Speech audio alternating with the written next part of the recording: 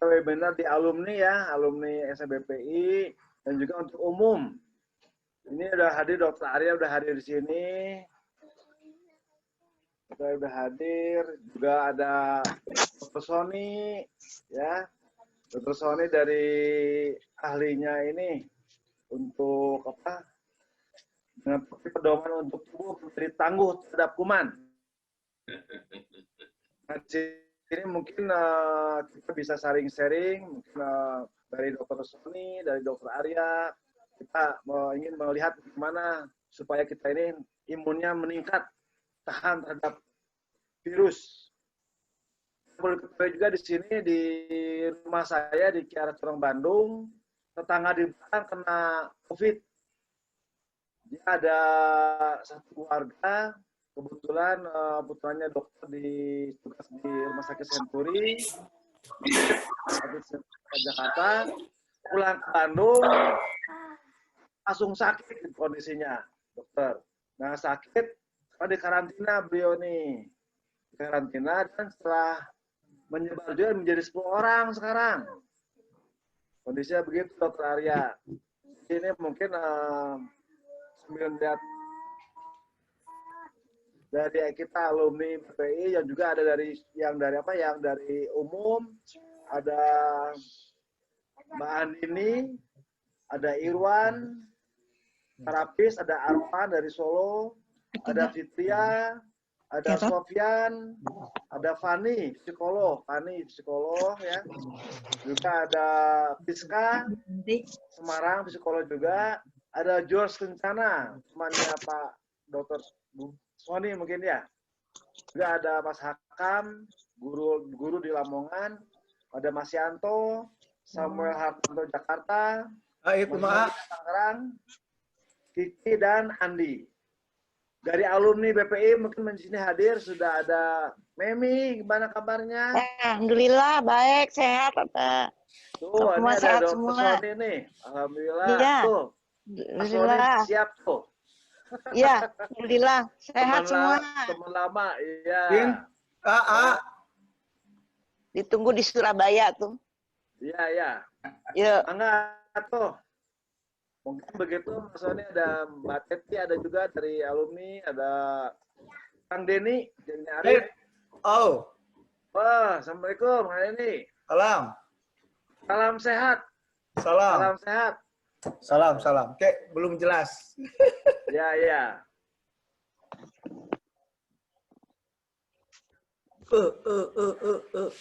Ini untuk meningkatkan imun tubuh. Sekarang topiknya adalah pedoman untuk tubuh menjadi tangguh terhadap kuman. Kita nih betul-betul harus betul-betul ini nih. Bagaimana kita menjadi tangguh dan tahan terhadap virus pada pandemi saat ini. Begitu mungkin saudara semuanya dari Mas Sony atau Mas Arya, Dr. Arya, silakan, Mangga. Bukan. Ya, terima kasih Pak Joko. Ya. Ya, sudah menjadi ini ya, tuan rumah dari seminar online pada hari Minggu siang ini. Ya, sama datang juga kepada para rekan-rekan dari alumni SMP BP 1 ya. Jangan dikira kan? 1 dan 2. Ya. Ya, perkenalkan nama saya Arya Prananando ya, saya akan bertindak sebagai moderator ya pada seminar pada siang hari ini. Ya, seperti yang kita tahu pada siang hari ini topik kita adalah ya bagaimana menjadi tangguh ya, menjadi istilahnya kuat ya dalam menghadapi berbagai patogen ya atau kuman ya atau virus ya di masa sekarang ini. Ya, seperti kita lihat sekarang orang-orang kayaknya gampang sakit ya makin lama ya. Jadi ya ini kita hari ini Dr. Sony Ambudi, beliau adalah seorang akupunturis, ya Chinese medicine terapis dan juga sebagai food therapist Chinese medicine. Ya, beliau ya sudah berpengalaman praktek selama ya udah berapa puluh tahun ya, 20 tahun lebih di New Zealand ya, Selandia Baru. Ya, beliau warga negara Indonesia tapi sudah pindah ya, sudah hijrah ke New Zealand. Oke, mungkin tanpa perlu berlama-lama lagi, kita langsung persilakan saja kepada Dr. Ronia Budi. Ya, Ya, silakan. Dok. ya. Terima kasih. Bismillahirrahmanirrahim. Assalamualaikum warahmatullahi wabarakatuh. Ada Waalaikumsalam. semua teman-teman SMP BPI 1. Lu mana sih nggak ada sound itu? Yang mana teh ya makanya. Itu ada 3 tinggal pilih. Lagi Tinggal pilih aja karena teh itu. Nanti yang benar dikasih hadiah. Jadi tapi cuma doa aja. Pokoknya yang nggak ngetop lah, udah gampang. Nah, jadi apa namanya sampai selamat berjumpa ya pada semuanya, salam sejahtera.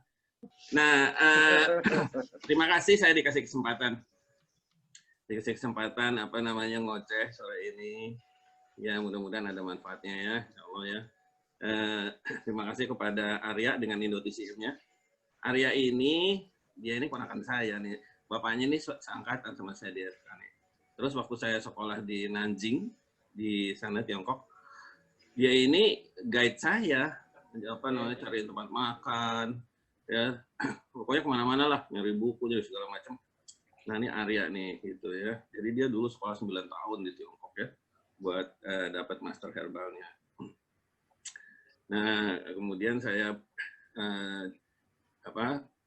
mulai ngajar waktu itu tahun 2011 ya. Dia persis 2000 berapa Arya pulangnya? 2016. Nah, dan begitu dia datang langsung 2016. Iya, waktu begitu dia datang dia langsung udah apa namanya kayak kayak kucing kecil gitu ngikutin saya kemana-mana gitu. Pokoknya saya ngajar di mana dia ikut segala macam ya. Jadi alhamdulillah ya, Arya ini luar biasa ya. Terima kasih buat Arya ya. Sore ini saya ingin membagi pengalaman lah ya. Ilmu mah saya mah ya terbatas lah gitu ya. Apa namanya ya, saya sekolah lagi Chinese medicine, dan di New Zealand yang bikin bapaknya Arya yang herbalis kaget-kaget, lu sekolah di Chinese medicine di New Zealand. Nah iyalah, terus akhirnya tapi saya dapat kesempatan untuk melanjutkan di Tiongkok di Nanjing, alhamdulillah ya 2010 dan 2014. Nah oke, biar banyak waktunya ya, berapa menit kita ya punya ya sore ini? Ya, hari ini kita akan sampai jam 3 ya, sampai jam 3 sore. Iya Jadi ya, mungkin Dr. Sony- nih soalnya nih Arya nih teknisi. Iya. Arya nih teknisi. Jadi ya kalau nanti tengah-tengah punya pertanyaan bisa langsung kirim ke Arya. Ya, bisa lewat chat ya, chat. Ya, chat juga. Ya, Ini siap. Arya, ya, soalnya suka gaptek ini. Ini semua webinar saya di Indonesia hampir semuanya dibuat oleh Arya. Kalau boleh bilang oleh semuanya. Nah, sore ini saya punya judul yang nggak biasa ya. Biasanya kan soalnya tentang penyakit, tentang apa. Nah ini judulnya adalah tentang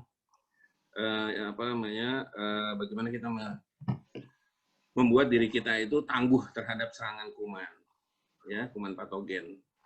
Jadi saya nggak ngomong cuma Cicribos 1. Saya tuh rada nggak suka menyebutin nama bagus dia gitu ya. Corona itu kan artinya crown ya, kota gitu. Saya bilang enak aja. Orang bikin semua satu dunia repot ya dikasih mahkota ya. Emangnya apa namanya Miss World gitu kan. Jadi saya suka nyebutnya Kribo aja ya. Jadi bukan cuma sama si Kribo 1 itu yang terkenal seluruh dunia dalam waktu singkat ya. Nggak perlu pakai kontes-kontesan. Tapi pada seluruh kuman patogen. Kenapa gitu? Kenapa sih kuman patogen? Karena ngapain kita bikin kuat cuma buat satu? Gimana kalau kita bikin badan kita tuh kuat buat semuanya? Kan lebih enak. Gitu. Ya apa namanya lebih tenang, lebih nyaman. Nah, saya sendiri sejak awal ya sejak bulan Februari udah ngomong tentang ini ya. Tapi ya begitulah ya, manusia kan memang kan kalau nggak keren ya. Misalnya sederhananya saya bilang udah dijaga badan anget, wah saya bilang apa namanya cuma bikin anget aja kan nggak keren banget ya. Harus ada sesuatu yang punya merek internasional gitu ya. Jadi kembali lagi ke si kuman itu, kuman patogen itu sebenarnya banyak sekali, bukan cuma si Kribo 1 ini aja. Ya ada yang terkenal di Indonesia TBC, tuberkulosis, kenal sekali, dan jumlah korbannya, silakan di mana di googling sendiri, itu akan ketemu. Saya yakin teman-teman inilah jago-jago lah soal internetnya. Jadi silakan di googling. Nah itu yang namanya TBC itu terkenal sekali, dan sampai sekarang kita masih perang terhadap TBC. Masih ada. Nah, perang ya, tante saya di Semarang ya, seorang dokter dia yang pernah jadi dosen, pernah juga bekerja di dinas kesehatan, udah pensiun masih tetap, karena dia bilang nggak bisa ini kita kalau misalnya tanpa apa namanya kerja keras kita, itu kita tidak akan bisa membasmi tuberkulosis dari Indonesia. Jadi dia masih datang ke pesantren, ke sekolah-sekolah segala macamnya, padahal udah pensiun, udah 70 umurnya ya. Jadi memang masih sebuah ancaman yang mengerikan ya, bukan cuma ancaman aja. Ya, tuberkulosis, ada yang misalnya buat menkret yang bikin suka orang diare, Escherichia coli, kemudian beberapa parasit lainnya lah, ya seperti malaria. Malaria itu zaman saya sekolah itu teman-teman itu kalau dapat kasus malaria tuh, waduh, hebohnya luar biasa ya. Dan itu ternyata di Pulau Seribu masih ada malaria. Nah, jadi sekarang saya sudah beralih sejak tahun 2008 itu saya sudah boleh dibilang tidak menggunakan lagi ilmu kedokteran barat yang saya dapat dari FKUI ya. Saya tahun 86. Dan saya hanya menggunakan Chinese medicine ya, atau kedokteran Tionghoa, singkatannya TCM ya. Jadi itu singkatannya.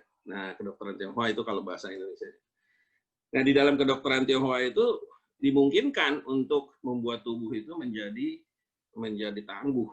Makanya saya senang pakai kata tangguh ya. Tangguh. Jadi apa namanya? Coba lihat ya, gitu yang selanjutnya ya, slide. Nah, ini saya cuma mau menjelaskan aja ya bahwa coba slide selanjutnya dulu ya. Nanti kita mundur lagi ya. Ya, terus lagi ya. Maaf nih ya. Nah, orang kan kalau tangguh kan, wih, kayaknya kan siap gitu menghadapi ancaman gitu ya. Tantangan atau ancaman, tangguh gitu.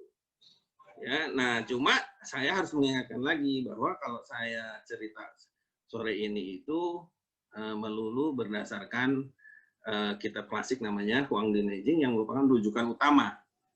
Ya, menurut pada kitab klasik Huang Di Neijing merupakan rujukan utama dari Chinese medicine atau TCM. Ya, jadi kalau ada orang misalnya nanya sesuatu tidak merujuk kepada sini, ya itu mohon maaf saya nggak bisa jawab gitu. Saya pokoknya hari ini saya lagi yang namanya memorinya untuk kedokteran konvensional istilahnya. Itu lagi saya shutdown, lagi tutup dulu dah. Bilang gitu nggak ada. Walaupun saya pernah jadi dokter selama 14 tahun ya sebelum saya beralih ke TCM. Nah, terus mungkin depan dulu ya. Saya ingin mengingatkan bahwa sepenuhnya webinar ini merujuk kepada kitab klasik Huang Di Neijing, bukan pada yang lain sama sekali. Soalnya orang suka ada yang protes sama saya, bahkan nggak pernah protes keras loh. Saya bilang, saya kan udah bilang ini berdasarkan Huang Di Neijing, bukan yang lain. Kalau bahasa yang lain ya silakan tanya sama yang lain, gitu ya. Jadi, nah kalau nanti ada pertanyaan itu ada emailnya, silakan dikirim. Kalau misalnya udah selesai masih kesel sama saya nih, Son ini dari dulu emang gue orang ngeselin aja.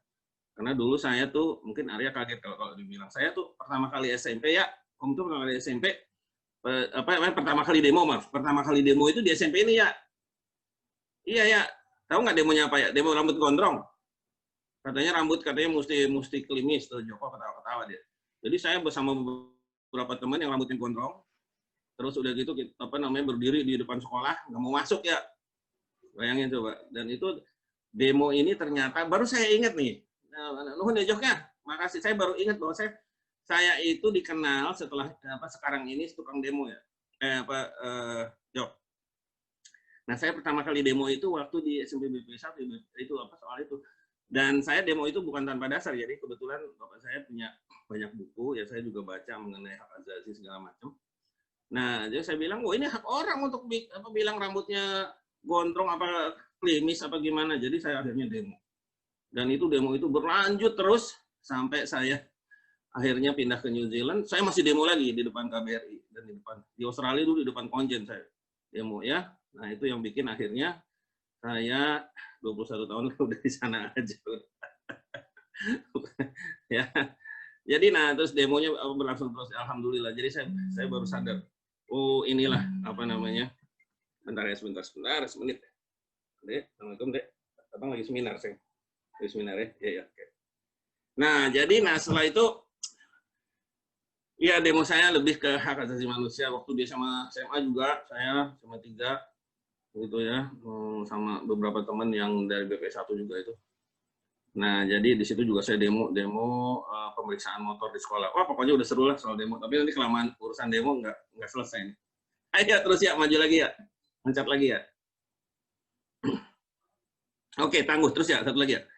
Nah, orang tangguh sering diartikan sebagai badan yang punya binaragawan. Saya sendiri pernah dengan mata kepala sendiri, saya melihat bagaimana orang-orang yang disebut tangguh ini repot sama badannya, bergerak aja susah. Jadi, dan dulu saya pernah, sebelum saya sekolah ini, saya tuh sekolahnya banyak sekali, Jok. Banyak bener, Jok. Tapi yang selesai cuma sedikit ya, gitulah, Dok. Apa namanya istilahnya teh, kepalanya nggak terlalu gede. Punten ini hari ini katanya ada profesor yang ikut nih, Joko yang bilang, aduh punten nih, pada para profesor, ya apa namanya, Prof Nia katanya ada hari ini, insya Allah. Saya ini minta izin nih, apa namanya, sama yang pinter-pinter.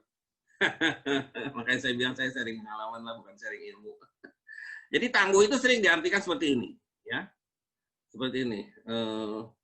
Halo, itu cucu.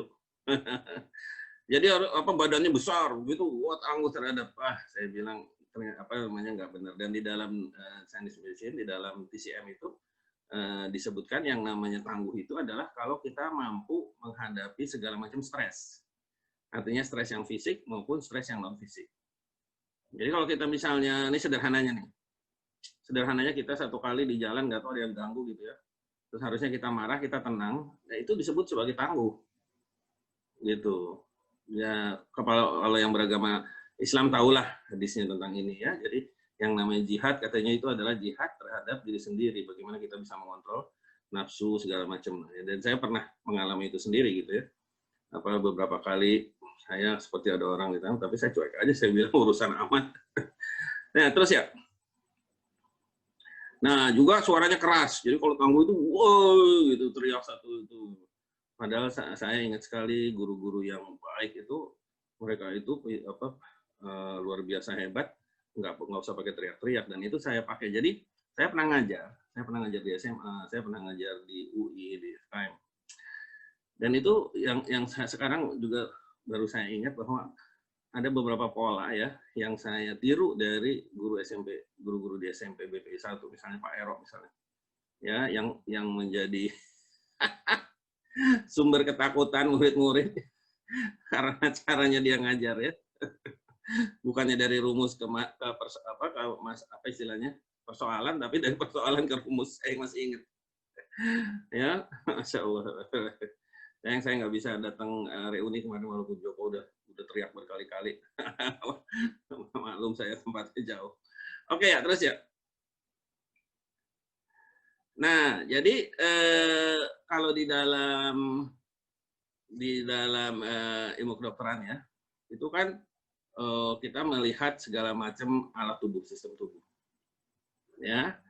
Jadi apa tuh ada segala macam alat tuh, saya hitung-hitung jumlahnya ya di atas 20 lah. Ya. Paru-paru, ada usus besar, usus kecil dan sebagainya ya. Oke ya, terus beserta dengan kelenjar-kelenjarnya. Terus ya. Nah, di dalam kedokteran konvensional, biasanya itu yang disebut sebagai alat yang paling dominan, ya, dirut lah gitu. Itu adalah otak. Kita semua tahu lah. Jadi pokoknya orang kalau misalnya dia sakit apalah, misalnya stroke apa segala macam, kalau otaknya masih berjalan, alatnya nggak dicabut, alat-alat bantunya. Tapi kalau otaknya udah datar, berdasarkan grafiknya itu, monitornya, alatnya dicabut walaupun jantungnya masih bergerak misalnya. Ya. Jadi otaknya. Di dalam Chinese medicine bukan begitu, bukan cuma otak, nggak ada di root, adanya top manager. Silakan ya. Jadi ada 5 alat yang mengelola sistem tubuh manusia. Jantung, paru-paru, itu di belakangnya ada bahasa Mandarinnya ya. Liver ya, saya pakai liver nggak hati ya, supaya mudah membedakan. Kemudian limpa dan ginjal. Nah, 5 alat ini dia ini berperan sebagai pengelola sistem tubuh. Makanya saya sebutnya 5 manajer yang paling tinggi ya, karena ada manajer lain, manajer kecil-kecil, sub manajer ya. Nah, ini dia mengelola sistem tubuh manusia, 5 ini. Jadi kalau dalam teori TCM, 5 alat ini harus bagus semuanya. Ya, mereka ini berhubungan satu sama lain dengan akrabnya. Jadi mereka ini berkomunikasi semua berlima ini. Dan di sini berlima ini posisinya itu sama. Jadi nggak ada dirut gitu loh. Jadi 5 ini dia pokoknya kalau ada kerjaan ya inilah dikerjain rame-rame gitu. Gitu ya. Nah, jadi 5 ini. Nah, ini ada di kitab yang tadi saya bilang. Kalau ada yang mau yang bongkar-bongkar di internet, ada kitabnya di dalam bentuk PDF ya. Itu ada di bab 10 dan 11. Terus ya. Nanti kalau itu ada pertanyaan, kita mungkin balik lagi ke sini kita lihat. Nah, inilah alat-alatnya dia.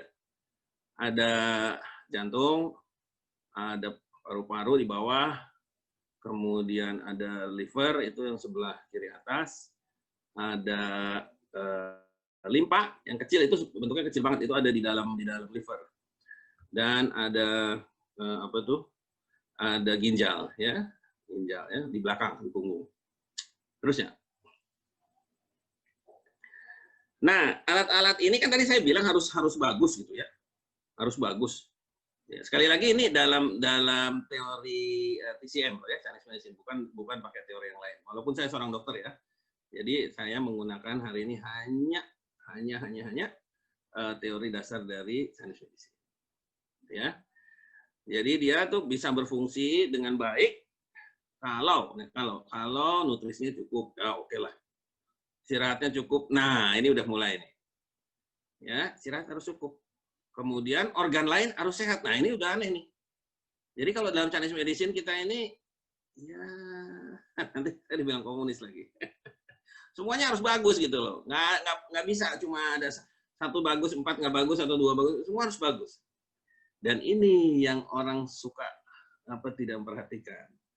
Suhu di dalam tubuh harus selalu hangat. Ini yang orang suka lupa gitu. Dia pikir udah makan udah bagus, istirahat udah cukup tidurnya, terus rasanya kok enak rasanya. Ini hati-hati loh kalau udah ngomong rasanya nih. Ya. Nah, dan sehingga kalau saya minum yang dingin segala macam lah, nggak masalah lah gitu ya. Jadi nah ini suhu tubuh harus selalu hangat, dan ini ada di dalam buku yang tadi kita Huang Den Aging itu yang sudah terbit 2.300 tahun yang lalu, dan isinya sudah dibahas 2.000 tahun sebelumnya. Jadi umurnya TCM itu di dunia ya sekitar 5.000-an tahun lah. Jadi bukan kemarin sore atau minggu kemarin gitu. Terus ya. Silakan kalau ada yang udah mulai bertanya. Oke ya. Mana Ari lagi minum. Nah, kita dalam sejarah hidup manusia ya. Jadi kita mungkin suka lihat di buku-buku itu ya, buku tentang sejarah hidup manusia biasanya yang ditulis oleh seorang antropolog ya. Nah, antropolog biasanya nulis ini, zaman dulu itu orang tuh nggak pakai baju ya kan? Ya kita tahu kan Nabi Adam alaihissalam sama Siti Aisyah ya. Radhiyallahu anha, itu dia lahir tanpa baju, kemudian pakaiin baju ya. Nah, untuk itu dia untuk menjaga menjaga hidupnya ya. Jadi bukan menjaga hidupnya, bahkan itu dia biasanya pasang unggun. Ya zaman kita dulu SMP ya kita masih bisa pasang unggun di Maribaya. Kalau sekarang mungkin ditangkap kali ya. Ya nggak jauh. Kalau di tempat saya sekarang ini di New Zealand dan di Australia nggak boleh pasang api terbuka istilahnya, open fire ya. Tapi di sana udah disediain, jadi kompornya disediain atau pakai kayunya disediakan. Kalau pakai gasnya, kalau pakai listrik tinggal tekan knob kayak gitu. Jadi nggak boleh. Nah ini sebenarnya sebuah tanda bahwa manusia itu untuk survive itu harus dibikin hangat gitu. Cuma ini nggak diperhatiin. Mudah-mudahan nanti saya bisa cerita lah. Ada satu pengalaman hidup saya yang sudah terjadi lama sebelumnya, sampai saya baru ngerti 30 tahun berikutnya. sudah 30 tahun waktu saya belajar TCM baru saya paham pengalaman hidup itu. Oke ya, terus ya. Nah, untuk tahu kita hangat atau tidak kan orang kan gampang pakai termometer aja. Iya, ya saya berkali-kali diukur, alhamdulillah sih cuma 36-an gitu ya. Nah, kalau mau masuk toko, mau masuk ya, nah kan kita udah pakai termometer aja atau taruh di ketek. Kalau anak kecil juga kadang-kadang ditaruh di dubur kalau bayi segala macam ya. Dan ternyata bukan itu gitu. Karena yang disebut hangat itu adalah, silakan ya, hangat di dalam tubuh, ya, di dalam rongga perut dan dada, di mana alat-alat tubuh itu terletak gitu. Nah ini yang saya bilang cerita saya. Jadi saya waktu saya koas, satu kali saya sedang koskap di mana di Rumah Sakit Umum Tangerang. Saya jaga malam sama ada dokter yang lagi ambil spesialis bedah ya. Nah kemudian saya diajak operasi kan satu kali tengah malam buta tuh. Saya kan dia berdiri di depan saya udah gitu saya kan diam aja, tangan saya kan apa namanya di pinggang di pinggang saya diam. Saya nggak apa namanya nggak ngapa-ngapain ya, perut dibuka gitu. Tiba-tiba saya masih ingat tuh dokternya itu, namanya sih lupa, tapi saya tahu profilnya masih ingat saya. Wah, kayak Mike Tyson gede, polisi soalnya dia. Saya ditangkap tangan kanan saya, dibawa sama saya tangan kanan saya ke dalam perut, dicelupkan di dalam situ perut yang penuh dengan cairan dan darah ya. Nah, waktu saya masuk ke dalam perut itu saya pakai sarung tangan ya, saya kaget juga ternyata lumayan panas sih, saya bilang loh. Ini kenapa? Padahal di luar sih ya suhunya dia tuh nggak apa-apa, cuma saya lupa. Tapi pokoknya memerlukan operasi besar. Ditahan tangan saya diam. Nah, ini itu nempel sama saya tanpa saya bisa tahu kenapanya gitu. Maksudnya kok begitu hangat ya. Sampai waktu saya belajar Chinese medicine tahun 2006 itu, saya baru sadar gitu. Saya bilang ini nih, saya bilang yang waktu itu saya dikasih lihat. Jadi hidup saya itu seperti mozaik gitu. Yang udah ada partikel-partikelnya udah ada sebelumnya, terus kemudian akhirnya bersambung gitu. Jadi suhu di dalam tubuh itu yang harus hangat, bukan suhu yang di termometer gitu. Karena kalau misalnya hangat ya udah kita udah hangat kok, 39 mah dokternya juga udah repot gitu ya. Oh ini buat rumah sakitnya kayak gitu kan. Nggak begitu gitu. Dan di dalam tubuh itu yang mengejutkan adalah, silakan ya, ternyata suhunya itu harus, silakan ya, 55 derajat Celcius. Yang di luar kan 36-37. Ya kan? Ini berbeda 17-18 derajat gitu di dalam tubuh itu. Dan memang kalau dilihat peta tubuh manusia dari ketiak sampai ke dalam perut itu boleh dibilang cukup jauh gitu. Ya, cukup jauh. Jadi sudah banyak di luar itu kan sudah banyak menguap ya. Banyak pengaruh dari luar, udara luar segala macam, sehingga ya 36-37. Nah, kalau di dalam perut itu harus dijaga pada 55 derajat ya, naik sedikit terus sedikit nggak apa-apa.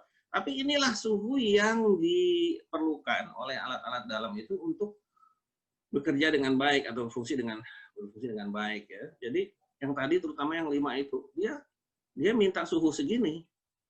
Nggak boleh rendah, nggak boleh tinggi. Jadi ya saya bilang tadi naik 1-2 derajat oke lah. Tapi kalau misalnya turunnya sampai banyak 5 derajat gitu ya, dia udah nggak bisa. Bahkan beberapa tubuh itu kalau istilah dalam diagnosis Chinese medicine itu dia itu beku karena dingin sekali. Jadi udah kayak diselimuti oleh salju gitu. Ya, nah ini kita pegang nih. Kita lanjutkan ya. Nah untuk itu karena tadi saya bilang gimana kita tangguh, gampang. Kita harus bikin supaya dalam badan kita itu tetap hangat. Gimana caranya? Ya misalnya makan dan minum yang hangat atau bersifat hangat. Nanti saya kasih tahu ini ya. Jangan mengkonsumsi minuman makanan yang dingin atau bersifat dingin. Apa aja itu? Nanti saya kasih tahu juga. Tenang aja. Insya Allah saya masih dikasih nyawa sampai setengah jam lagi atau 1 jam lagi. Ya, jadi harus hangat. Karena kalau kita makannya itu nggak hangat, ya nanti situasi dalam perut, rongga perut dan rongga dada itu menjadi tidak hangat, menjadi dingin. Nah, itu akan mengganggu sistem alat tubuh. Kalau alat tubuhnya terganggu, maka pertahanan kita terhadap gangguan dari luar itu juga akan jelek. Saya ambil contoh gini ya. Di dalam Chinese medicine itu ada yang disebut sebagai lapisan pelindung pada bagian luar kulit, namanya Weiqi, ya, si pelindung. Nah, si pelindung ini yang mengelola, ya, bukan yang membuat, yang mengelola ada paru-paru.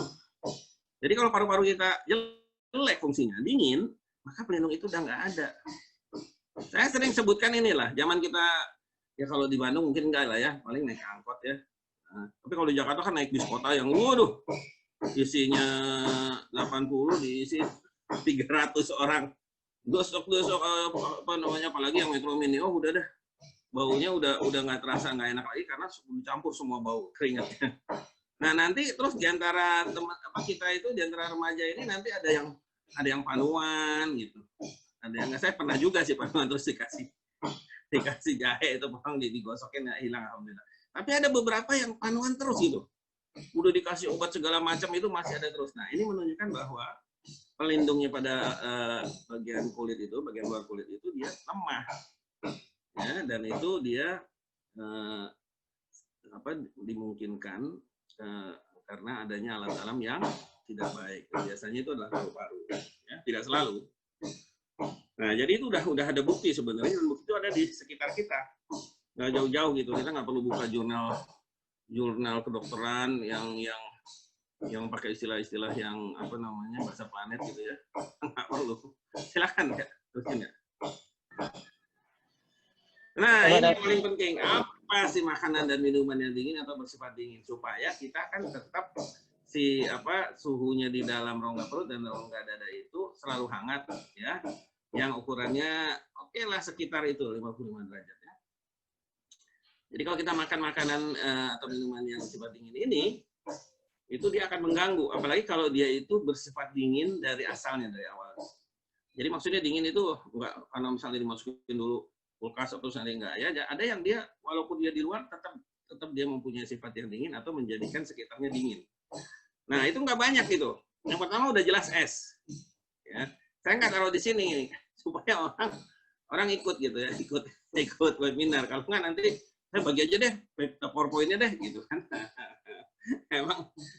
Saya emang kalau ngajar itu ya kali saya ingat Pak Ero aja tuh, saya kalau matanya udah lihat, ayo kita kerjakan gitu. Terus kan nggak bisa ditaruh di depan, disuruh berdiri ya. Ingat. Nah, jadi es. Nah, es ini ya udah jelas dingin ya. Ya udah kita hindari aja es gitu. Dan buat kan masih banyak minuman lain gitu. Terus yang kedua itu adalah yogurt. Nah, ini saya rada sedih waktu saya dapat ini karena kan di Sangkui kan enak sekali yogurtnya ya. Saya kalau ke sana mesti mampir. Tapi setelah saya tahu ini ya saya tahan diri. Ya, jadi yogurt itu dia itu mempunyai sifat dingin. Ya, tapi susu lain enggak. Ya, susu lain enggak. Nah, ada pasien saya kan kebanyakan pasien saya sana bule semua. Namanya juga praktek di negeri bule ya. Tuh ada yang ngotot, ini kalau susunya diganti sama air kelapa gimana, dia bilang gitu. Ya saya bilang prosesnya itu loh. Jadi bakterinya itu membuat si minuman itu bersifat dingin. Udahlah, kan masih ada yang lain. Terus yang ketiga itu jus. Nah, ini ada ceritanya nih. Saya bisa cerita panjang lebar, ini bisa 2 hari saya cerita.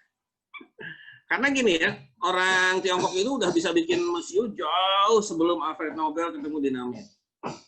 Ya, jauh tuh. Kalau suka nonton itu yang suka nonton film kartun, ada kan kartun apa tuh Kung Fu Panda yang kedua.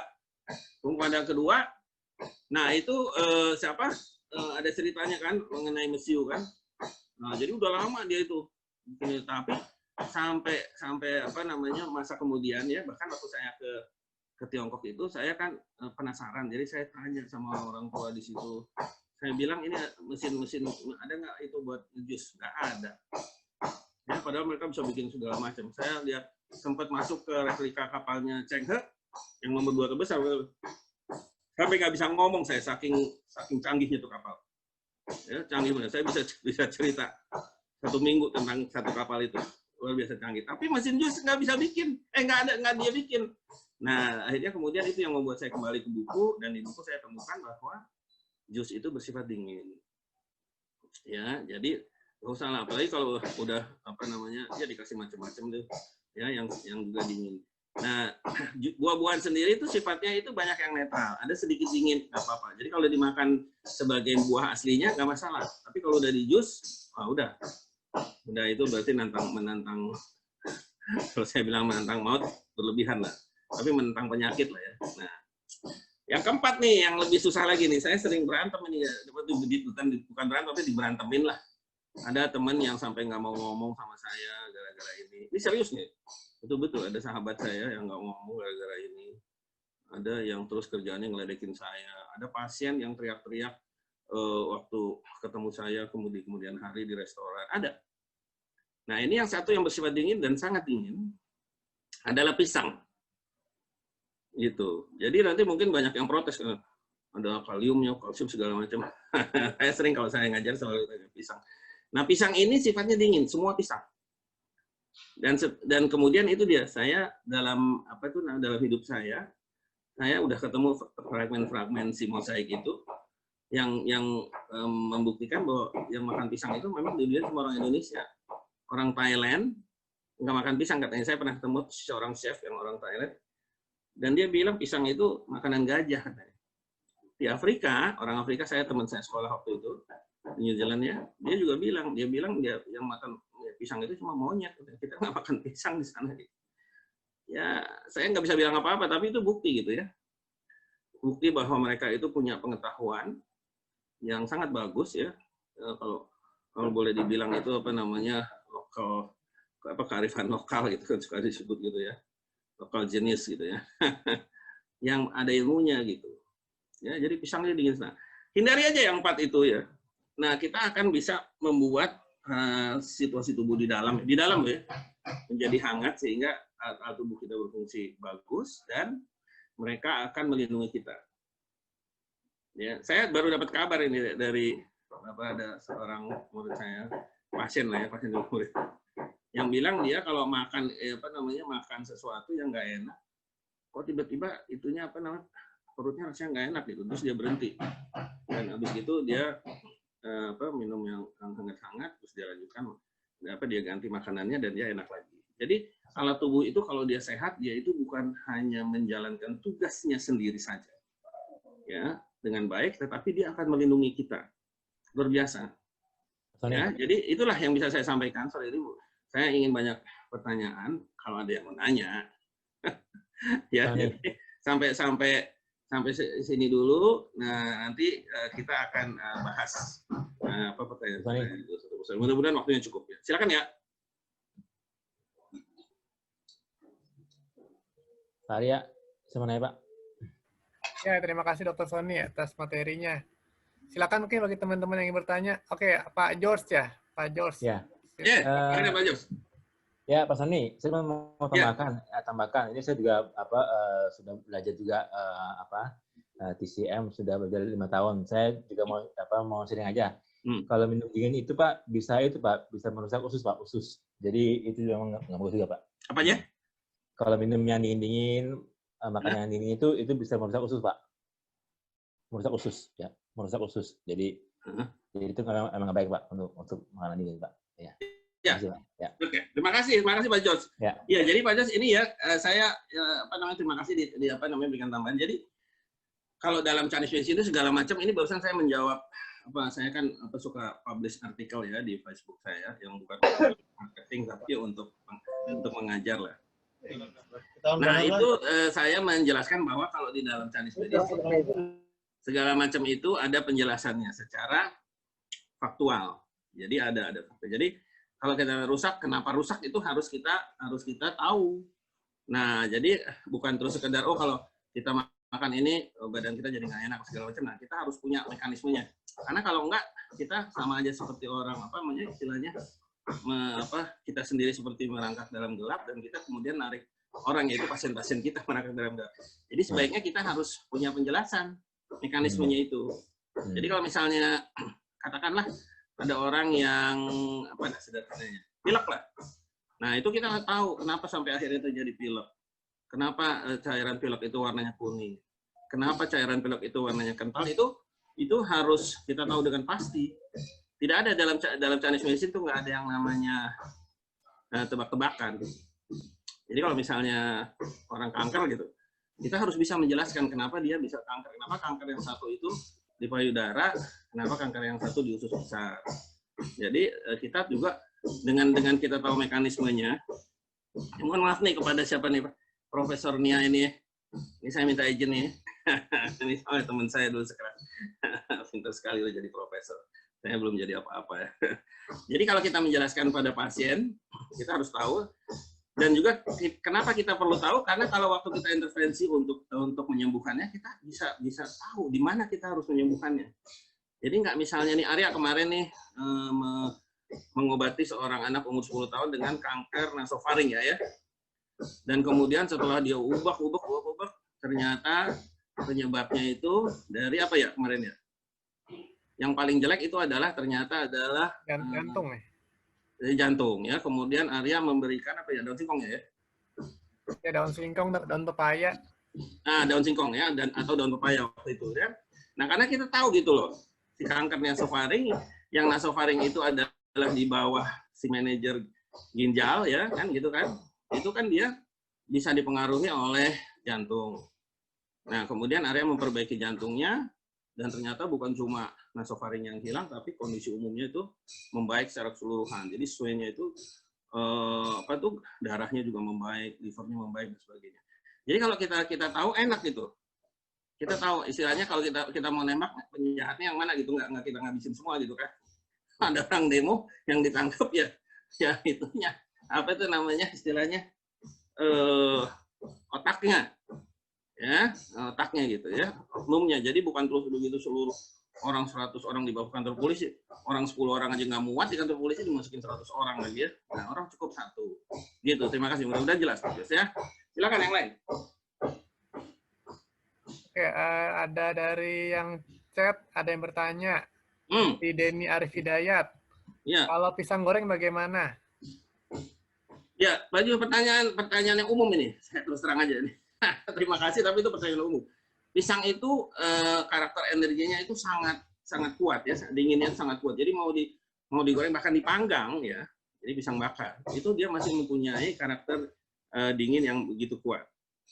Ya, saya udah pernah membuktikannya ya. Dan teman-teman saya yang masih ngotot ya saya silakan aja membuktikannya. Buat saya senang gitu karena saya nggak perlu minta izin dia untuk jadi kelinci percobaan ya.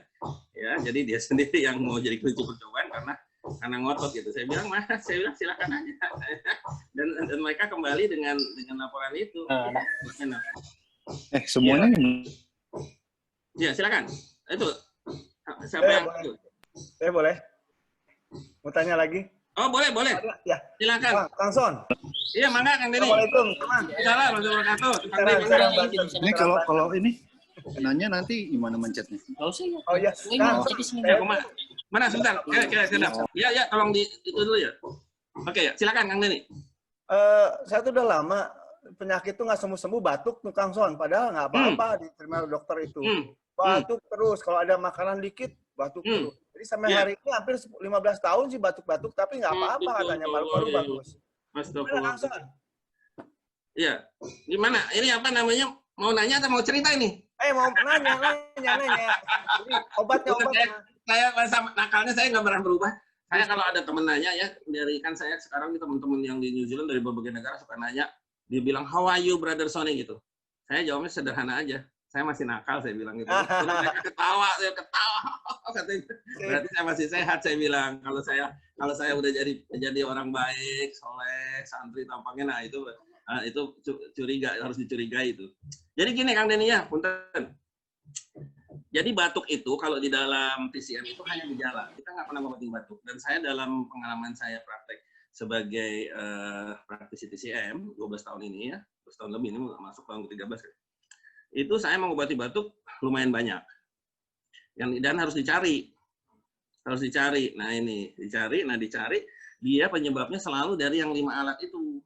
Nah tapi kita cari. Jadi ada misalnya saya punya batuk nih, ada nih di New Zealand orang Indonesia yang batuk terus. Ya sama juga belasan tahun juga Kang Denny. Akhirnya ditemukan dia itu dari jantung. Gitu. Ada lagi misalnya batuk yang penyebabnya dari alat lain, misalnya dari limpa misalnya. Macam-macam. Nah itu harus dicari gitu.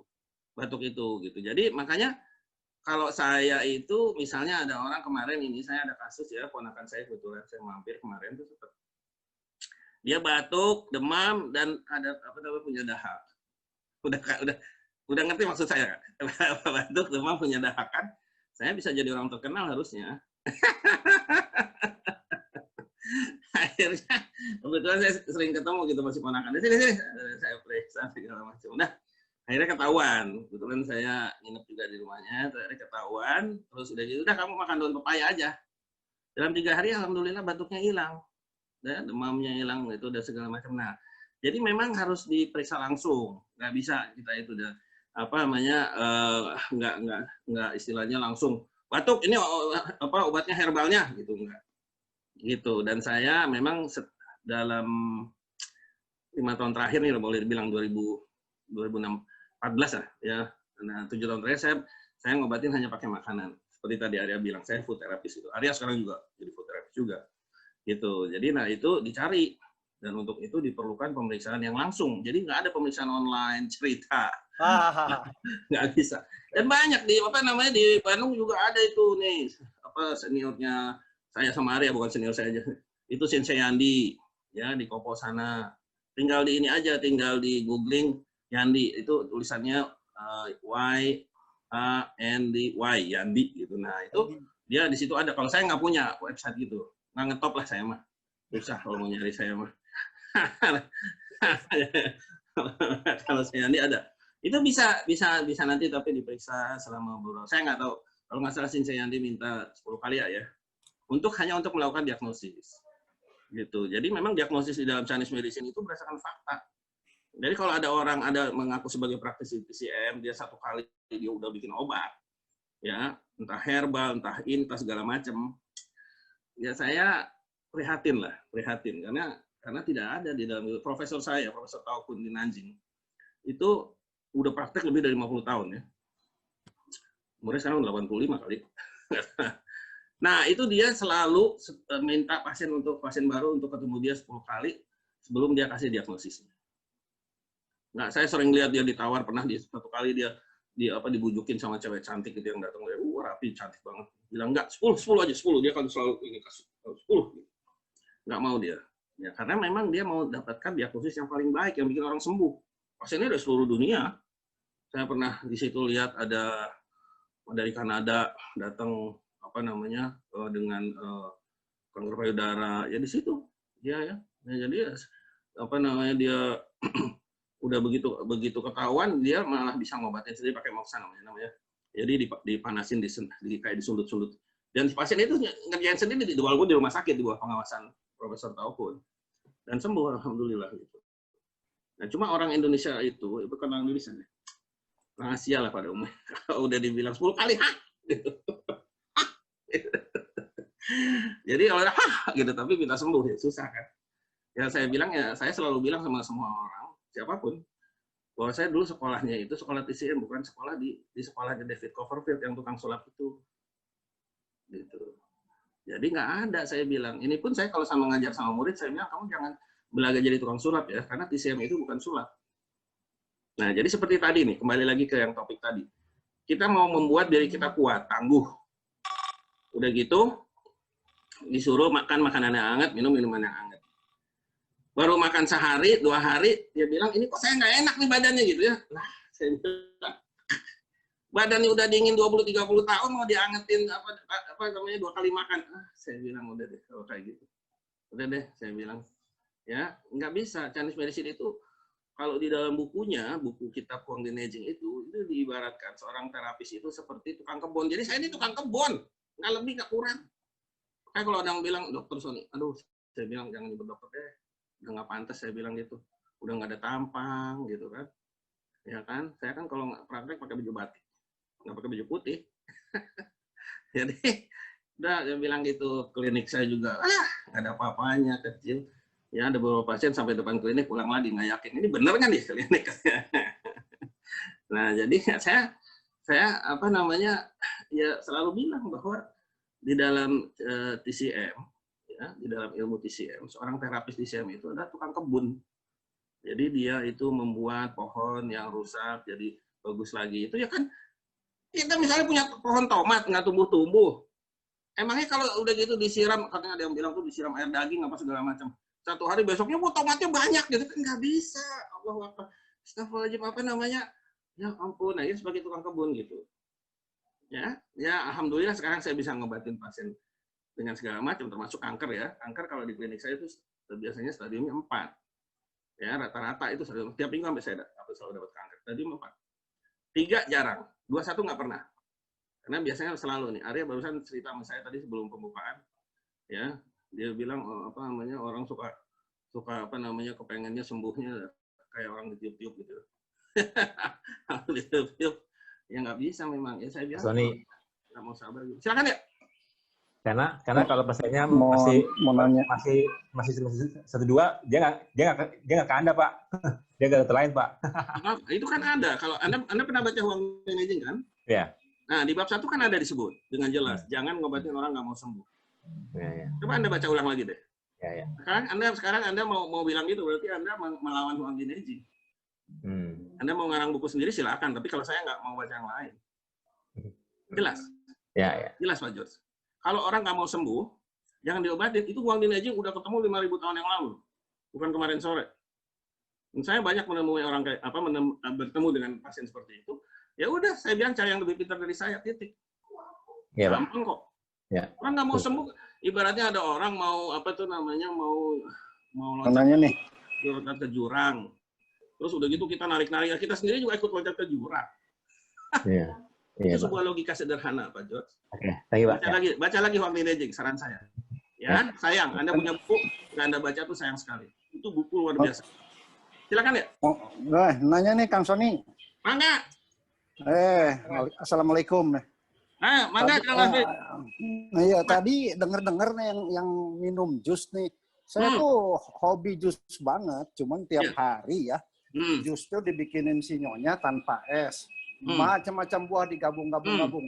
Tapi stamina saya semakin baik tuh sebelum makan jus dulu dicekokin tuh. Efeknya sih bagus, tapi kata Kang Sony tadi kalau pakai es batuknya ya nggak sembuh-sembuh. Tapi kebalikan nih, gimana nih resep ini tuh bagus untuk dijalanin terus gimana Kang Sony? Nggak ada, jus itu dia membuat badan jadi dingin Kang Hafid punten gitu. Jadi kalau soal rasa enak kan tadi saya udah ngomong dari awal.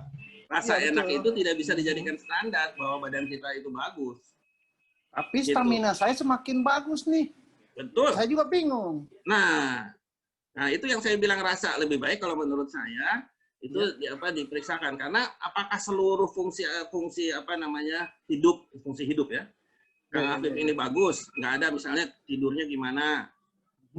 Terus udah gitu nafsu makannya gimana. Ya, terus udah alhamdulillah gitu, emosinya gimana? Emosinya kalau semua mah alhamdulillah ya tidur teratur, olahraga teratur. Ya cuman kan saya kan profesi nih, cuman rada stres kalau di sidang aja nih Kang. Iya makanya sekarang ini misalnya fungsinya sebagai seorang suami gimana? Ya lancar-lancar aja sih 29 tahun nih. Iya pokoknya itu diperiksa karena orang kadang-kadang itu dia merasa oke aja. Tapi terus pas ditanya misalnya punten-punten nih Kang Hafid ya. Mangga. Itu rambutnya kelihatan dari saya tuh apa namanya udah rada itu apa namanya? Udah turun jauh. Udah rontok. Udah apa namanya? Ya sekarang bilang rontok nanti apa ngamuk lagi istrinya. Apa namanya teh? Rada otak lah. Rada itu teh pelit. Iya, rada pelit. Tis. Nah, itu menunjukkan bahwa ada fungsi alat yang nggak bagus karena kalau orang itu fungsinya bagus sampai kapanpun rambutnya ada terus. Oh gitu, kayak Abah dong, saya si Abah aja botak tak. Nah itu nggak, kalau dia botak berarti ada sesuatu yang nggak beres. Saya pernah punya pasien kayak gitu ngotot, dia bilang saya oke, terus saya diam, saya ngeliatin aja mukanya. Itu rambutnya, memang ini sudah lama kayak gini sejak remaja. Saya justru enggak, semenjak 40 ke atas lah, 50-an mulai rontok. Nah, nggak bisa kan? Iya, itu menunjukkan jadi, bahwa ada alat tubuh yang nggak beres. Karena jadi, kalau kita misalnya bagus, saya Profesor Taugun umurnya 80, rambutnya luar biasa, nggak perlu ke salon. Iya. Oh gitu ya. Jadi memang harus diperiksain dulu ya. Kalau kita mau tahu betul apa kelemahan badan kita, lebih baik kita periksa. Gitu. Gitu kan. Itu kan ya, saya sih bukan soal saya misalnya mempromosikan Shinsei segala macam, enggak. Tapi apa artinya uang ya kalau kita tidak sehat. Betul. Jangan sampai kita itu nanti tiba-tiba di ujung itu ya kita nggak tahu ya, insya Allah nggak terjadi. Tiba-tiba sakit parah yang sebenarnya sakit itu sudah diberitahu oleh badan kita itu sejak lama, 20 tahun yang lalu udah ada gitu gejalanya. Saya sering tuh ketemu orang sebenarnya. Nah, jadi dini hari lah ya. Iya sebenarnya saya udah nggak enak lah. Nah cuman gitu. Kan saya ikut asuransi nih Kang ya. Setiap 6 bulan tuh tubuh saya semuanya normal-normal aja nih. Saya juga bingung. Betul. Jadi yang dipakai di asuransi itu kan apa namanya sistem kedokteran konvensional. Betul. Ya kan? Ya itu biarin aja kalau kita dibilang sehat, syukur. Tapi ya, kita alhamdulillah kan. Tapi lebih baik kita tahu yang benar gitu. Karena saya kan dokter punten ya Kang ya. Mohon mangga Pak. Ya, ini kan sharing juga Kang ya. Saya itu ya alhamdulillah lah gitu ya. Ya pinter banget jelasin, nggak mungkin malah bodoh ke sekolah kedokteran. Tapi saya setelah saya ketemu sama Chinese Medicine, saya bisa menjelaskan apa yang tidak bisa dilihat oleh sistem kedokteran barat. Oh gitu. Ya sebagai contoh misalnya pasien saya tadi baru ceritakan, saya punya pasien pasien kanker stadium 4 dan buat saya tidak mengkhawatirkan kalau saya dapat pasien stadium 4 pasien kanker. Betul. Karena saya bisa menjelaskan tadi menyambung dengan pertanyaannya Pak John. Semua tuh harus bisa dijelaskan, nggak bisa kita bilang, oh ya kalau makan ini jelek, makan itu jelek. Nah sekarang Kang Sony prakteknya di mana? Di New Zealand. Waduh, saya harus ke sono dong ya. Kan ada Shinsei Yandi, ada Arya nih, dokter Arya. Cuma dokter Arya ini sekarang ini, saya mau ngomong sama dia aja mesti pesen tempat. Pesen waktu deh, bukan pesen tempat. Iya. Ketawa si Arya lagi ketawa.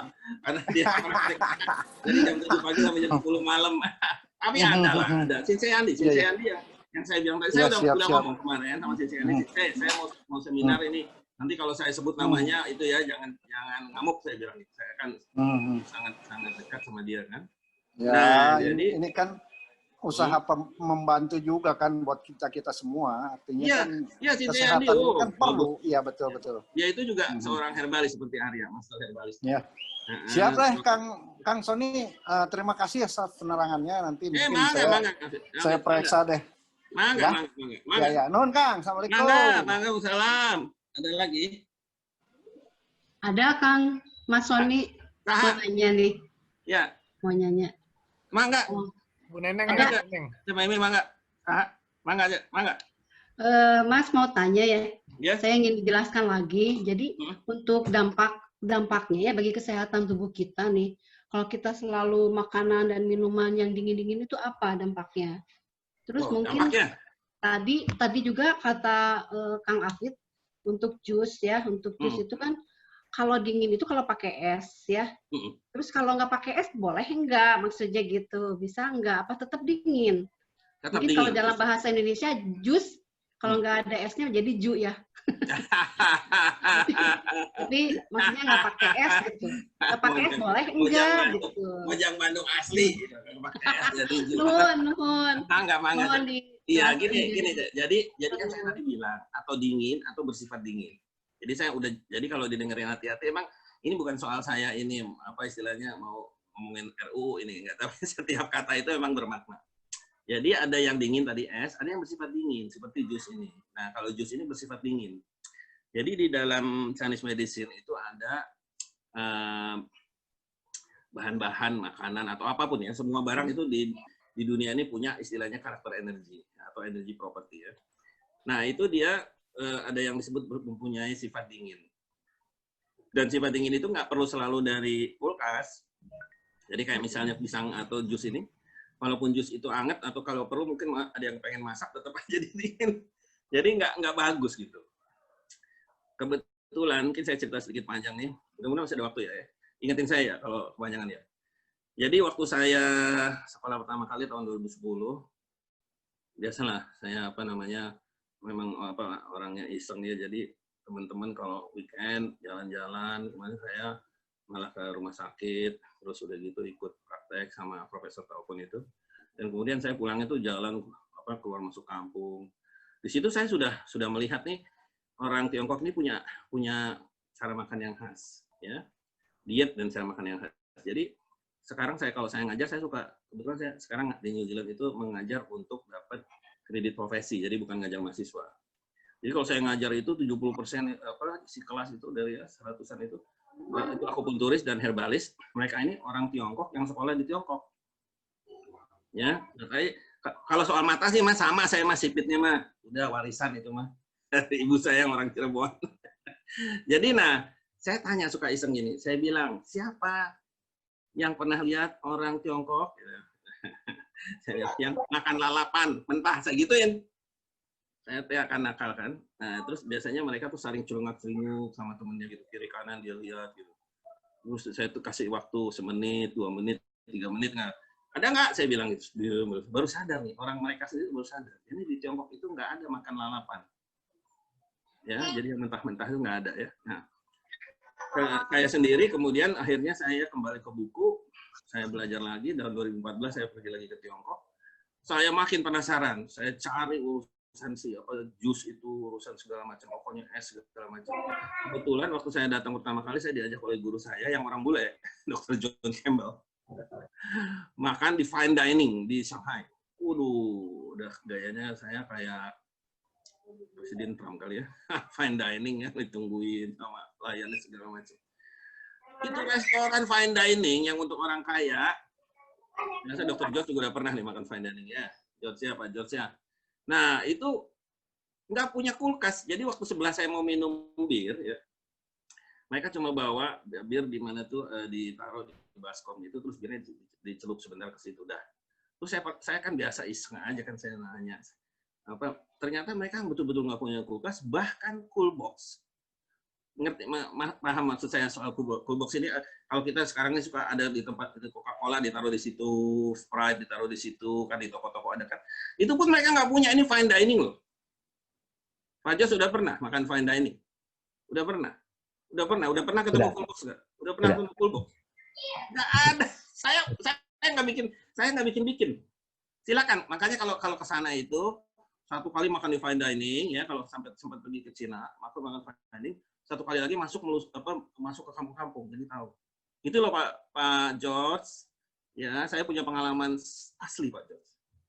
Ya, jadi walaupun saya ini nenek saya sih katanya nenek saya kan nenek buyut saya katanya orang dari sana, tapi saya yakin bukan praktisi TCM. Cuma ya saya kebetulan sampai ke sana, jadi kalau ada orang mau tanya-tanya mau misalnya punya argumen tentang budaya Tiongkok, saya bilang saya juga tahu, saya bilang gitu.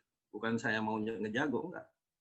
Fine dining di Shanghai yang tempatnya orang-orang bule, nggak punya full box. Bayangkan. Apa nggak saya heran? Bingung saya kan. Gila nih restoran. Semua barang di dunia termasuk kulkas dibikin di Cina, di Tiongkok. Kalau dia mau beli kulkas yang 3 meter kali 4 meter dia beli.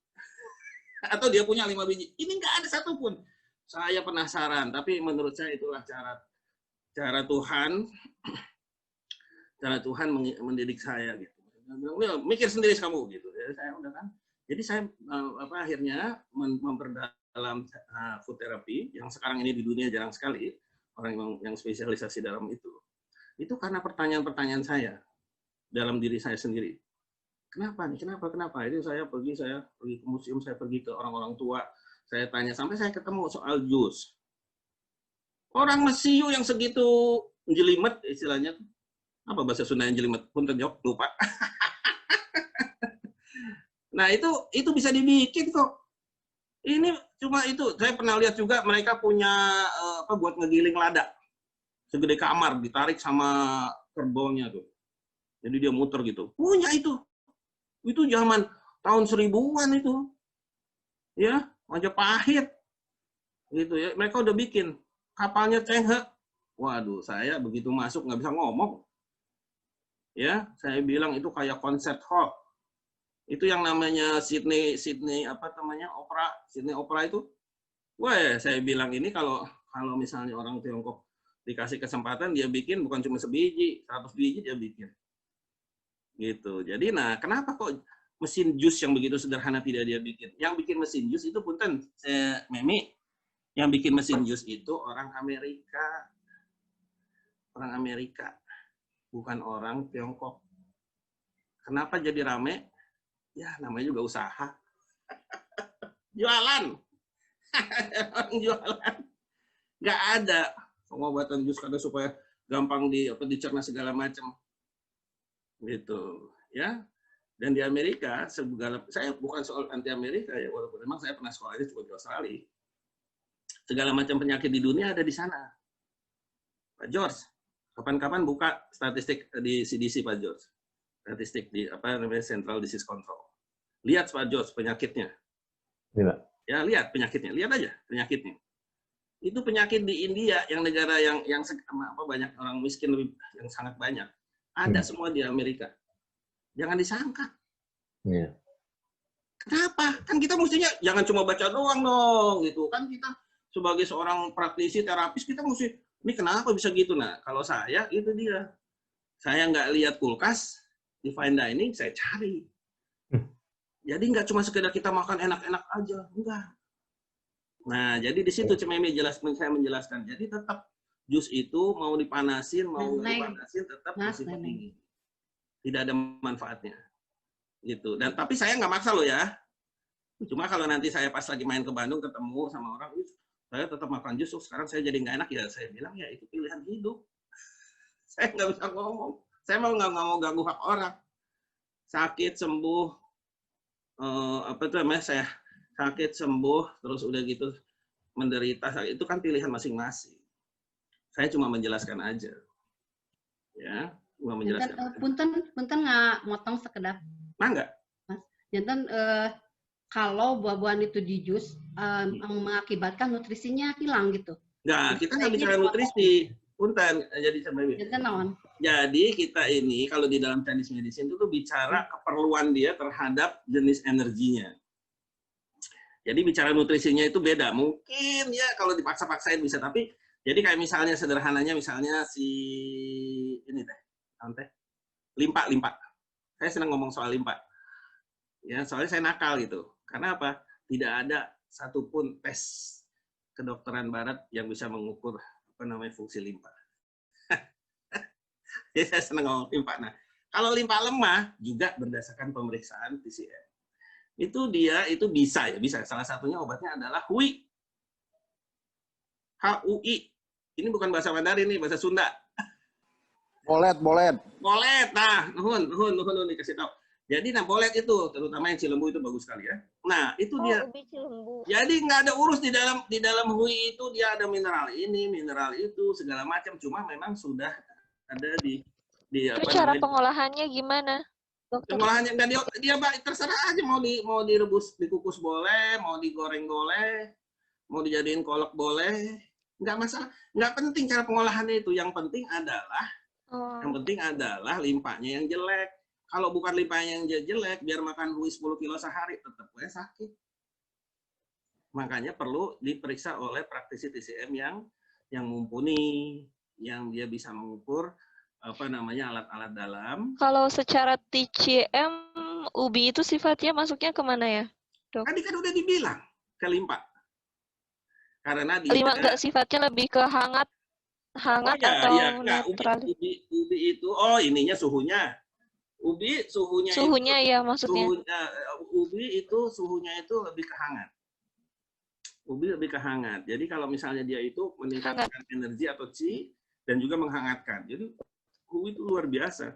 Kebetulan di tempat saya tinggal di New Zealand, penduduk aslinya orang Maori itu makanan utamanya itu ubi. Jadi saya gampang sekali di sana dan saya sering mengobati orang dengan ubi. Asalkan limpa loh ya. Asalkan limpa. Kalau bukan limpa penyebabnya dia biar makan ubi 10 kilo sehari ya tetap aja sakit. Dok, kalau hui yang mentah gimana nih? Saya kalau beli rujak tuh hui mentah, aduh. Boleh. Enak banget. Boleh. Boleh ya? Boleh. Oh, nggak apa-apa ya tuh. Ubi mentah nggak masalah. Ubi mentah buat rujak, ubinya buat limpa, rujaknya buat paru-paru yang pedasnya. Nah, dua hari sekali sekali ya itu si Ngancus suka nyiapin hui kita Kang, mau direbus kek. Oh, itu luar biasa. Iya. Hui eta hui nu abu-abu geuning nu ya, apa aja lah. Ubi mah apa aja yang memang yang Cilembu itu dia kalau boleh dibilang grade-nya lah ya. Yang terbaik gitu. Tapi tidak berarti bahwa ubi yang lain tuh jelek, enggak. Saya sering ngobatin ubi itu dari mulai kanker. asal penyebab sampai disleksia. Saya ngobati anak 20 tahun dengan ubi, dengan disleksia dalam waktu 3 bulan dia bisa baca. Ya. Pak Sony. Nah, kalau sampe. Saya mau nanya. Sampe, tunggu tuh. Bentar, siapa dulu nih? Ya, lanjut. Enggak.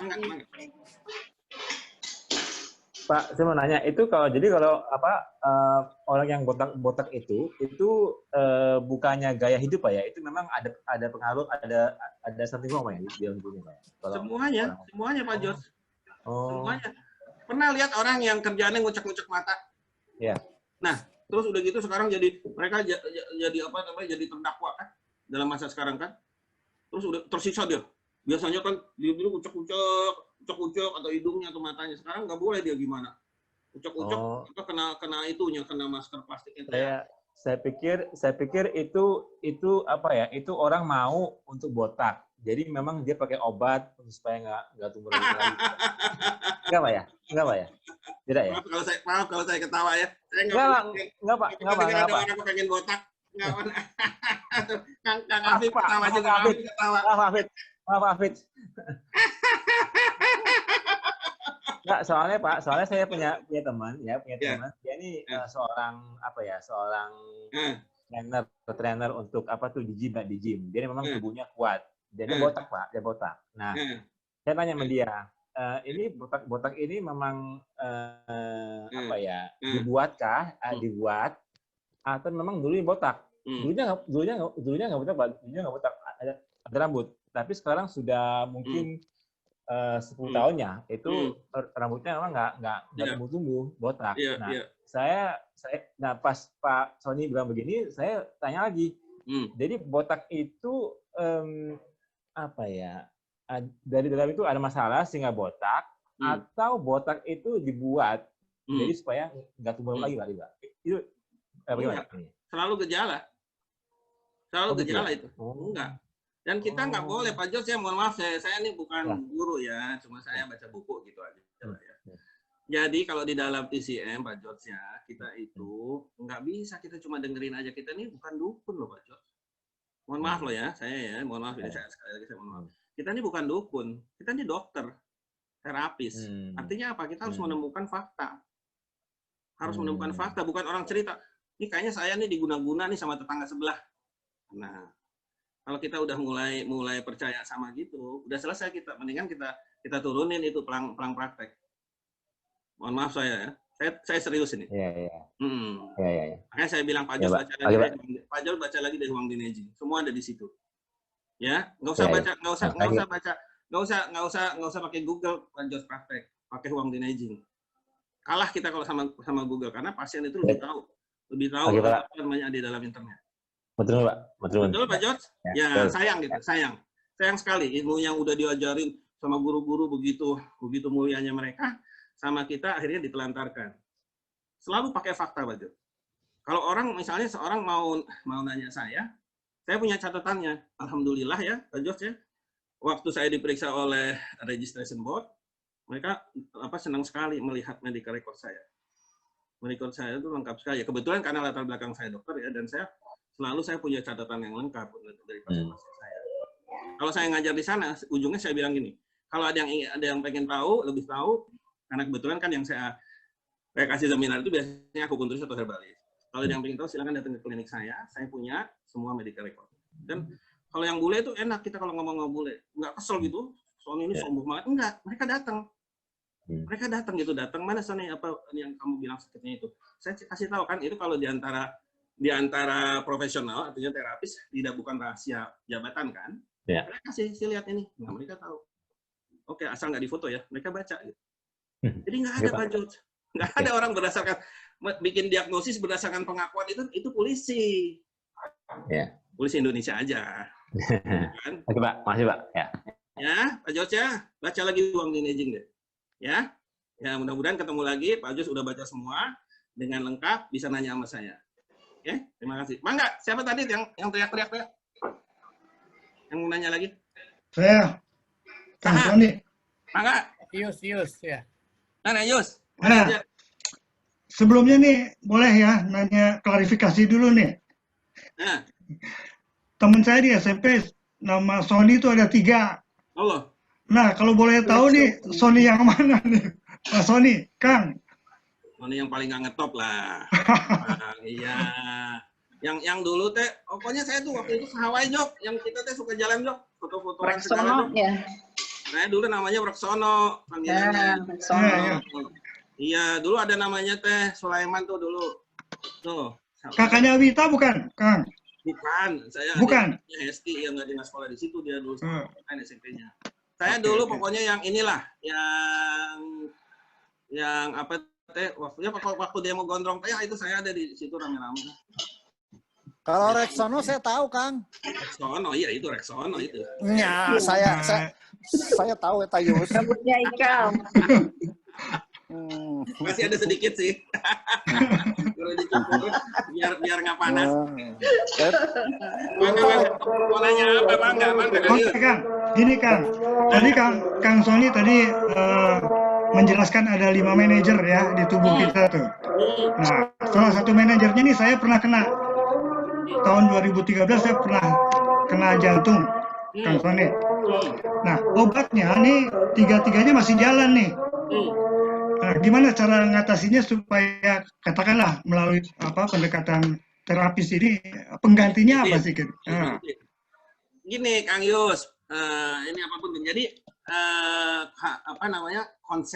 konsep dalam TCM itu berbeda sama kedokteran konvensional kalau boleh modern lah, kedokteran modern lah.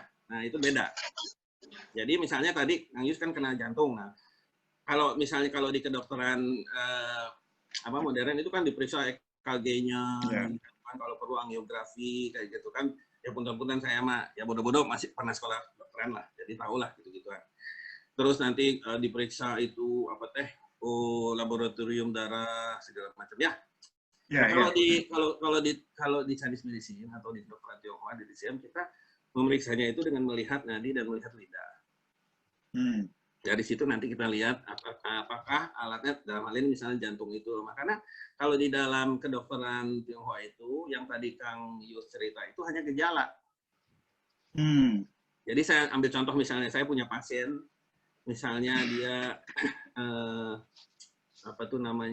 gagal ginjal, cuci darah seminggu 2 kali. Umurnya waktu ketemu saya 69 tahun. Masih ingat saya.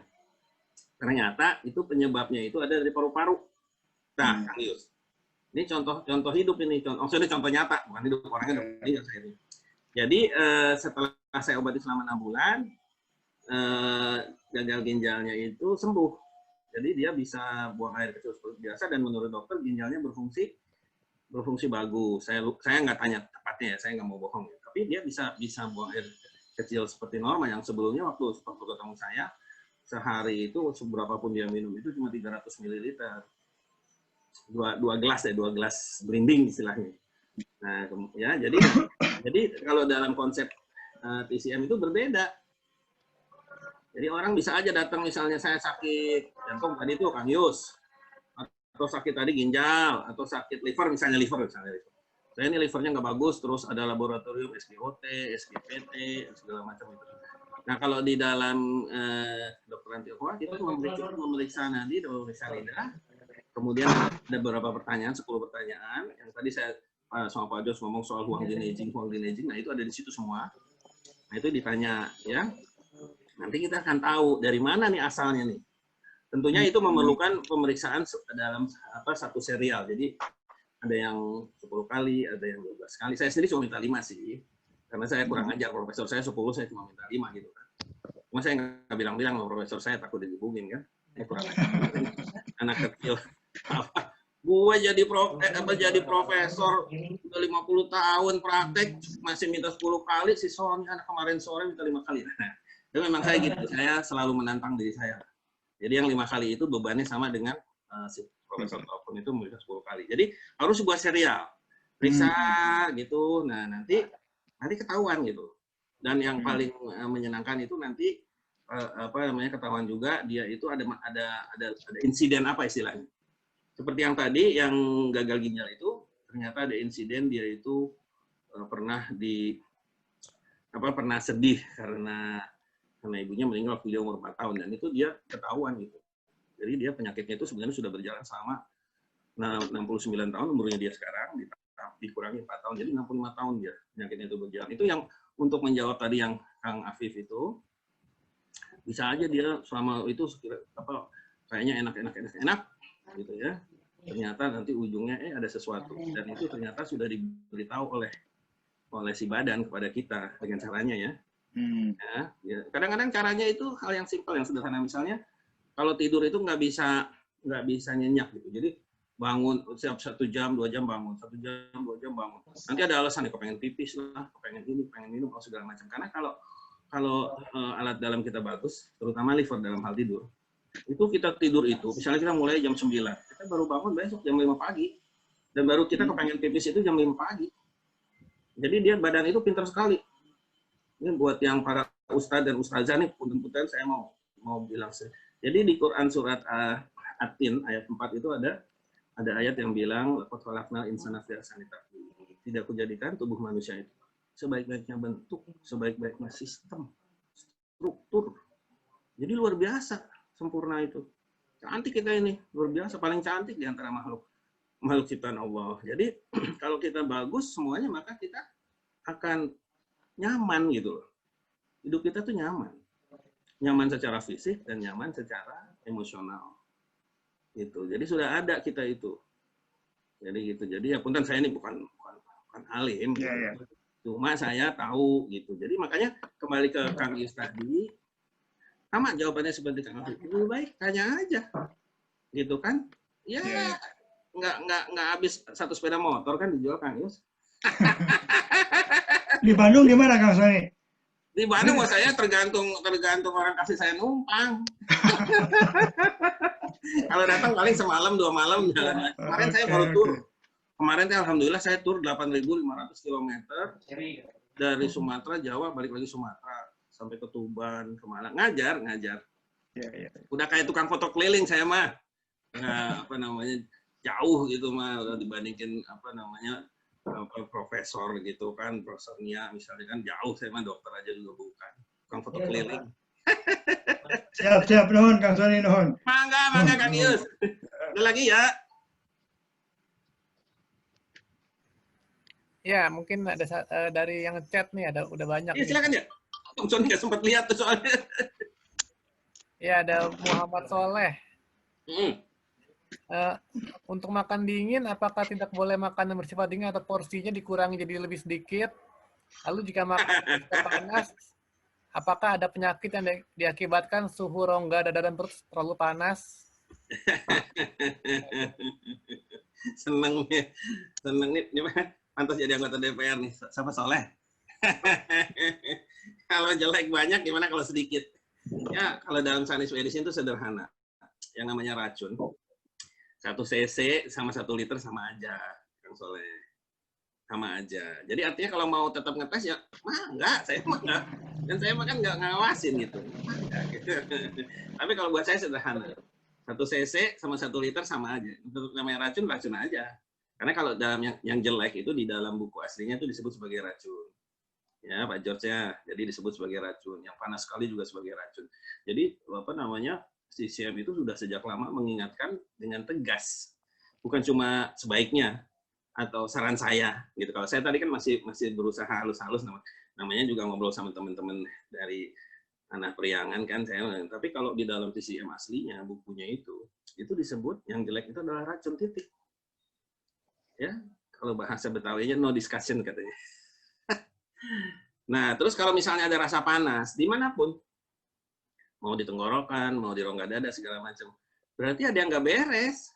Kan saya udah bilang tadi, kalau kita itu semua alat tubuhnya bagus, kita tuh nyaman sama badan kita. Nyaman sekali gitu. Kemarin saya punya pasien yang datang ke saya cuma gara-gara, ini nggak percaya pasti kalau saya bilang, keringatnya gila-gilaan.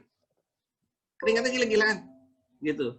Ya akhirnya dia datang, saya ketemu ternyata dari ginjal, ginjal, dan ginjal itu karena dia berpikir tentang sesuatu yang tidak berhenti-berhenti. Akhirnya saya obati dengan ikan, kalau nggak salah makan ikan. Alhamdulillah, dalam 3 bulan lah, keringatnya sekarang udah normal lagi. Jadi nggak bisa gitu kalau misalnya kita bilang, ini kok ada yang nggak nyaman. Jadi makanya saya, kalau pertanyaan saya di sana, sama pasien-pasien yang bule itu, saya selalu tanya, apa sih yang bikin kamu nggak nyaman? Minggu kemarin tuh apa yang bikin kamu nggak nyaman? Misalnya dia lagi datang ini ya, misalnya lagi kontrol berobat, jadi dia dalam proses pengobatan saya. Apa yang masih bikin kamu merasa yang tidak nyaman pada diri kamu? Pertanyaan saya gitu. Oh, saya udah semua enak, cuma saya kalau bangun pagi, begitu saya bangun, saya tiba-tiba punya rasa sedih. Nah, itu tidak ada di dunia kedokteran modern, nggak ada. Ya, berapa lama sedihnya? Ya kadang-kadang 5 menit, kadang 10 menit, enggak boleh. Kita bangun tidur itu harus fresh, nyaman, segar, gembira. Ya, apalagi teman-teman yang luar biasa nih, Ustaz dan Ustazah nih, punya doa yang panjang waktu bangun. Saya mah coba bangun cuma alhamdulillah aja, alhamdulillah saya masih dikasih hidup gitu ya. Bisanya cuma segitu. Jadi saya itu nyaman gitu tuh Pak Jos angkat tangan nggak tahu kenapa. Mudah-mudahan bukan karena nantangin saya Pak Jos ya. Enggak Pak Jos. Jadi itu penting di dalam Chinese medicine. Di dalam Chinese medicine itu penting sekali. Dan kalau kita ada merasa seperti itu nggak beres. Saya punya pasien didiagnosis sebagai bipolar. Lebih dari 30 tahun didiagnosis bipolar, dikasih obat-obat penenang dosis tinggi. Waktu dia sembuh, waktu dia mulai membaik, ya ibu-ibu nih umur 25 tahun yang punya kebun binatang mini, coba bayangin. Bayangin udah punya kebun binatang mini masih sedih setiap hari 24 jam. Apalagi yang dicari dalam hidup? Kebun binatang mini aja punya. Kebun anggur. Kalau lagi musim dingin di New Zealand, dia pergi ke Eropa karena di sana kan lagi musim panas. Ntar udah musim dingin lagi di Eropa, dia balik lagi ke New Zealand. Loh, saya bilang, saya mau ganti tempat tidur aja nggak mampu. Ini masih sedih. Akhirnya udah saya obatin. Nah, waktu dia mulai membaik, dia cerita, sekarang saya kalau bangun tidur, saya sedih. Oke, saya bilang terus. Ya, kemudian 5 menit kemudian, sedih saya hilang. Nggak ada urusan apa-apa. Nah, ya ketahuan lah. Jadi ada cerita yang nggak enak zaman dia kecil, waktu dia umur 5 tahun segala macam. Nah, dia waktu itu waktu berobat ke saya udah umur 62 kalau nggak salah. Jadi itu udah terjadi selama 50 tahun lebih rasa sedih. Gitu. Nah, akhirnya diobati dan akhirnya hilang. Dia kalau bangun sekarang udah setelah membaik. Rasanya seger aja, gembira aja. Dulu nggak pernah bisa deketin binatangnya di kebun binatangnya, sekarang bisa mandiin binatangnya binatang yang ya istilah kita tuh eksotik ya, kayak lama, kayak gitu-gitulah. Ya kalau ada yang khusus, pokoknya. Sekarang dia bisa mandiin, katanya, senangnya gembiranya luar biasa. Gitu. Ada lagi ya? Ya. Ini udah mungkin ini pertanyaan terakhir Dok ya. Terakhir ya. Udah jam 3. Ya mungkin ini pertanyaan terakhir kali. Apa ya? Ya ini ada beberapa pertanyaan dari ada Arfan Yusang Sungkar. Selain pisang, apakah ada buah lain yang sifatnya dingin? Arfan yang ngejar saya. Ini mahasiswanya Arya nih. Ini banget. Gini loh, Ahli Arfan, itu udah pisang aja deh. Kalau yang lain ada yang ya sedikit menginginkan kayak semangka, tapi semangka itu bagus buat ginjal ya. Saya juga kalau lagi panas bener seneng saya makan semangka. Tapi nggak saya hebat pisang. Jadi udahlah, pisang aja Udah dikasih cuma satu, masih kepengen ditambahin yang bikin sakit. Udah satu aja pisang udah. Kurangi itu aja, stop itu aja udah membuat badan kita terjaga dari dingin. Dah, nggak usah mikirin macam-macam. Kalau saya malah lebih suka kalau ada orang nanya, kalau saya nggak makan pisang, saya makan apa lagi? Banyak, apalagi di Indonesia. Udah saya mah nengok ke kiri ada, nengok ke kanan ada istilahnya. Ya. Bolet, Kang, bolet. Ya bolet, kan banyak, pepaya, alpukat, terus apa lagi banyak. Itu orang suka bilang nanas. Masya Allah, saya di sini udah paling nggak tahan sampai busuk-busuk saya beli itu nanas tuh, saking saya kepengen makan nggak sempat ngupas. Banyak gitu, jadi udah yang ada itu kita nikmati dan itu baik. Ya, udah ya. Ya kalau istilahnya siapa namanya nih apa mungkin halalan atau ibu, udah pisang. Kalau ada orang suka ngotot, apa itu kalsium. Kalau saya bilang gini aja, gini deh, Anda pergi Google, cari itu yang namanya ikan asin, isinya kalium sama kalsium berapa setiap 1 gram ikan asin. Ya, saya suka ditanya kayak gitu. Nah, kalau udah baru saya ngomong kayak gitu udah langsung cengengesan. Iya ya, saya bilang kenapa ngotot sama kalsium di pisang? Makan aja ikan. Cari kalsium. Kalau putih kumaha Kang, putih? Putih itu bagus buat paru-paru dan juga buat ginjal. Oh, gitu ya. Bisa makan putih, Kang? Bagus itu. Tapi gini loh, karena dulu kan pernah ada ya tersebar di medsos itu katanya ada orang yang sembuh sakit ginjalnya karena makan putih. Nah, terus sampai akhirnya dia buka praktek gitu ya. Saya nggak tahu lagi apakah dia masih buka praktek ya. Saya nggak tahu ya kualifikasi dia, terus terang ya. Mohon maaf, saya bukan saya mau sombong. Tapi semua itu di dalam Chinese medicine itu harus berdasarkan diagnosis. Jadi kalau misalnya dia sembuh, kan dia sakit ginjal terus sembuh karena makan putih. Tapi makan putih sehari 1 kilo atau 2 kilo saya nggak ngerti. Serius. Enggak, serius Kang Afif, saya nggak bercanda. Itu maksud saya. Cuma saya nggak sempat ngobongin dia gitu. Jadi akhirnya ngilang sendiri sih. Dan berita itu hilang sendiri. Jadi kalau dalam Chinese medicine nggak ada barangnya dulu, maksudnya obatnya dulu, baru nanti dicari penyakitnya, nggak ada. Itu udah bukan TCM. Kalau mau percaya itu mah enggak gitu. Kalau istilah saya itu mah obat dewa, itu duduk datangnya. Iya, cuman seminggu 2 kali lah. Enggak, bukan ngomong soal itunya, bukan ngomong soal hobinya Kang Afif. Bukan. Oh gitu. Maksudnya gini, kalau dalam TCM itu tidak bisa nih. Ini bagus nih buat kanker, buat ini dan juga buat tompes. Karena kan kalau tompes kan kita masih bisa beli kulit. Iya, kantong kempes. Kan ke warteg kan gitu kan. Kayak gitu enggak. Yang benar itu dicari dulu penyebabnya, diagnosisnya, baru dicari makanan obatnya. Iya, siap. Tuh, Abah, dangukeun, Bah. Itu mah dia mah udah dengerin terus dia mah. Dangukeun. Kalau mau baca, saya punya namanya itu bukan buat itu ya, bukan buat marketing ya. Namanya Facebook itu tumbuhan obat. Saya udah kirim nih ke Mbah Joko nih. Nanti mudah-mudahan. Oh iya, Mbah Joko di sharing atuh Mbah Joko. Kesehatan tuh. Mbah, Abah teh. Udah. Kudu eta mah kudu di sharing. Nah, saya udah kirim, itu udah ada namanya. Namanya itu apa tuh? Facebook tumbuhan obat. Dan juga di Instagramnya namanya Kong Soli. Kan saya udah ngkong-ngkong. Nah itu ya. Siap. Arya kasihan ini dia udah habis waktunya. Terima kasih buat semuanya. Punten kalau saya ada salah ngomong ya, punten pisan. Saya Nuhun pisan konferensi. Mangga nanti kalau misalnya ada waktu lain kita bisa bikin lagi yang lain tentang. Siap. Nuhun Kang Soni, nuhun. Mangga Kang Ius ya. Sadaya namanya enggak nuhun. Ya, terima kasih tadi Joko, terima kasih Arya juga. Ya, segitu. Billahi hidayah. Assalamualaikum warahmatullahi wabarakatuh. Waalaikumsalam warahmatullahi wabarakatuh.